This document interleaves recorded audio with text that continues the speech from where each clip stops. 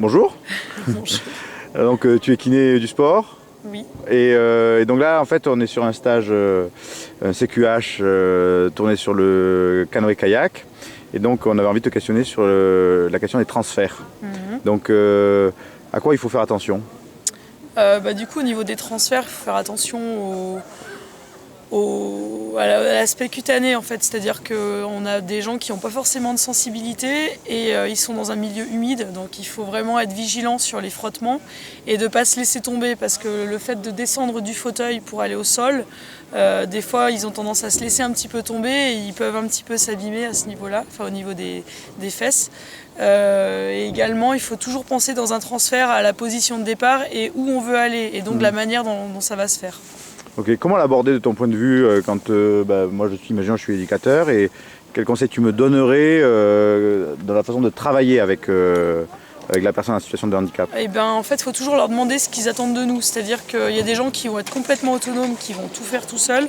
Et il y a des gens qui vont avoir besoin d'aide pour tenir un petit peu les jambes ou qui vont avoir besoin d'aide pour tenir le fauteuil ou qui vont demander à ce qu'on tienne la mousse au sol parce que des fois, le fait d'arriver dessus, elle va glisser. Et puis après, il y a aussi le transfert. Donc là, on a un petit ponton qui est en béton. Mais des fois, c'est des pontons qui sont très hauts ou qui sont trop bas. Et donc, il faut aussi penser après à ce qu'on peut appeler l'atterrissage dans le bateau, en fait. Donc là aussi, il faut être vigilant sur comment tenir le bateau. Est-ce qu'il faut qu'on tienne un petit peu la personne et le bateau pour pas que ça parte? Il y a des gens qui vont demander à avoir une petite gîte pour les aider parce que des fois, il y a des coques.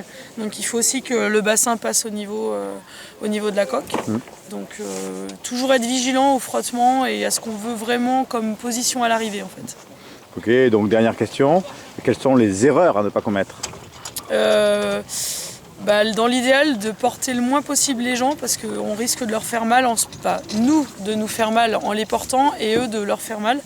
L'erreur aussi c'est de ne pas bien les installer, d'être un petit peu dans la rapidité et il faut savoir que souvent s'ils n'ont pas de sensibilité, un pli sous les fesses ça peut faire une plaie. Également surveiller qu'il n'y ait rien sur le siège, pas de cailloux, d'être bien vigilant à la propreté du siège et même au niveau du fond du bateau. Donc là je parle du kayak mais c'est pareil dans d'autres sports. Donc d'être vigilant à ce qu'il n'y ait rien qui puisse abîmer la peau en fait. D'accord. Est-ce que tu as quelque chose à rajouter? Non, c'est bon. Eh bien merci beaucoup.